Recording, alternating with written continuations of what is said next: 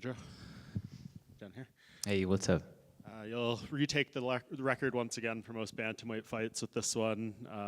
I guess we know how the past few have gone. How important is this one against Aiemann? It was hard to. Yeah, just how important is this fight with Aiemann, given how the last few have gone? Yes, definitely. I believe that every single fight is a very important fight. You know, the winning fights and putting a good show and a good performance. That's the reason that we're here for the last 10 years. It's gonna be my fight number 22 for the organization, which I'm very proud to be a part of. And since day one, and now it's always fighting the best fighters in the world. So which I get to learn, I get to be a better fighter every single time that I step in the octagon. And this time is not different. Facing Aiemann Zahabi, well-rounded fighter, interest fighter, complete, and I can't wait to share the octagon with him, and the best man will win that night. How do you internalize the results from the past couple of years? Because you're fighting the absolute best the division has to offer. You're not getting finished, but you're not ultimately getting the result you want. So how do you internalize and, I guess, use that to grow? It is not good and not bad. It is what it is. You know, every time that I step in the octagon, I'm always in the night my best version. Saturday night is gonna be my better version than all the other fights that you guys seen before. I get to train in the best gym of the world, American Top Team, and training with the best fighters. So that's a tool that helped me always to see what I done wrong in the past, and always be able to be a better fighter.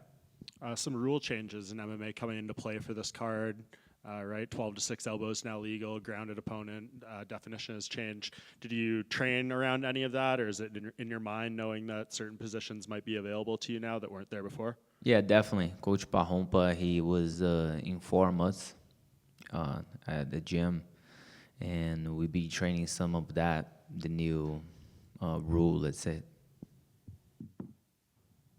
Pedro down here, do you right? I got to ask, as you mentioned, you do train at American Top Team down in Florida. So why Edmonton? There's a Tampa card in like 6 weeks that would be probably a lot warmer. Was this just what was offered to you? It is what it is. It's a fight. It's a part of my job. I fought in Sweden, fought in Brazil. That's my second time fighting here in Canada, and it doesn't matter. Any memories of the last time you fought in Canada? Yeah, it was 10 years ago. It was, I think it was October 2014. It's been 10 years ago. It was my third UFC fight. I get to finish Gerard Sanders in like 7 seconds in the guillotine. So yeah, definitely a good memories on that one. And I'm ready to repeat this Saturday night. And like you said, you've been here a while now. You're 38. I think this is you've had over 30 fights. I mean, what keeps you motivated at this point? What keeps you going to the gym, getting up every day and grinding? Yeah, that's a good question. Definitely a question that I ask myself every single time. I live every day of my life thinking about fight. Every night, every time that I go to bed, I thinking, how excited it's gonna be tomorrow morning to go train. Not even that. For the last 2 years, I also being a coach at American Top Team, so I'm transitioned to that version also. Being in the gym, being in MMA environment is something that's definitely makes me happy and content as a person also. Not only it, but it's a big part of my life. I grew up on the mats, and a couple fights ago that I was finishing the contract before this one, Sean wanted to resign me and was excited. It was right after I beat Chris Gutierrez that was coming straight with 7 victories. And I beat him in a unanimous decision like a year and a half ago, I guess. So I don't feel the game has passed me yet. I get to test myself at American Top Team with a bunch of good fighters from all over the world: Brazil, United States, Canada, Russian, and I feel that I have the fire inside of me, and I like to keep improving, testing myself, and and that's what I'm capable of. You talked about making the transition to coaching. I'm just curious. I mean, you could fight for several more years, but do you have an idea of how you will know when it's time to make that transition fully? I think when the times come, I think I'll, my body, my soul, I think I will feel peace in myself. And, but I don't think that time has arrived yet. I'm with the beast every day in the gym, sparring 2-3 times a week, and still finishing people in training, and still tasting, going to hunt for feeling that blood, and fighting this big stage. It's definitely a dream come true, but I think I have something else to not to prove, but to keeping doing it, putting a good performance, and willing to fight anyone that UFC has offered.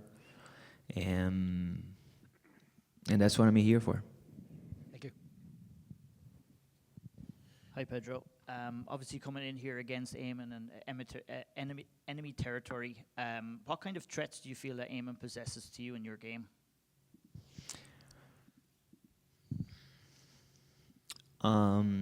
He's well-rounded, training with a good team. They have a good coach. I know he's going to be ready to face me Saturday. Been watching some of his fights, previous fights, and my coaches also. We gotta be aware. We gotta be aware with everything that he can present on Saturday. He's a danger fighter. He fights calm. He being around with a lot of fighters that fought in this type of caliber event and fights. So not underestimate him. I know it's gonna be a tough fight, and that's what the type of fight that I like to be. Tough fights.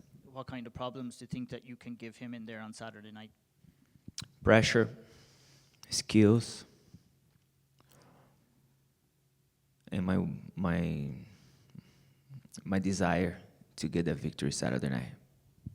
Longevity in combat sports is something that's hard come by, especially with yourself fighting in the bantamweight division, one of the toughest divisions in the sport right now. You've never been finished. What do you kind of put your longevity down to? What's that? What do you put like your longevity in the sport, and the fact that you've never been finished? What do you think that boils down to? I think once. I think genetic comes first. Second one's a heart. You can teach a heart, and it's pretty much it. Genetic is a heart. Obviously, you have some history with Sean O'Malley, being in there with him, kind of unfinished business. What do you think of him losing the title to Merab, and what did you kind of make of the situation up at the top of the division right now?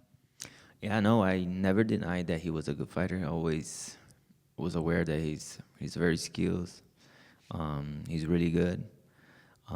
Merab too is just a different beast, and I was happy to see Merab becoming a bantamweight champion. Thank you. Mike mentioned off the top that you'll take over again the most fights in bantamweight history on Saturday. What does a milestone like that mean to you after a decade in the sport? Repeat again. Mike mentioned that you'll take the record again for having the most appearances in bantamweight history. What does a milestone like that mean to you? Yeah, it means a lot. It means that I'm able to fulfill my dream in my professional career, and in the biggest stage, in the biggest organization in the world. So it's definitely a few accomplishment, and I feel proud of myself. And I'm not the type of guy that I keep looking and see history and stuff. So I just live by the moment and let out the stories being made by itself. as you do make that transition into coaching and starting to share some of these lessons with the next generation, what is your story and your path give you to pass on to them, to show them, like, as you said, you can't teach heart. You can't teach being here for over a decade. What does that give you to pass on to that next wave of talent coming through ATT? It's definitely the experience to be around many good fighters, and so many talent fighters, and a lot of the guys that's coming from tough, rough environment. It's like a school for them, and it's kind of like the kind of feeling that I get that this guy, he can be really tough. So like something that I say previously, you cannot teach you, but something that you can feel from other person, opponents. And in American Top Team, we are just on the mat full of those animals. Perfect, thanks.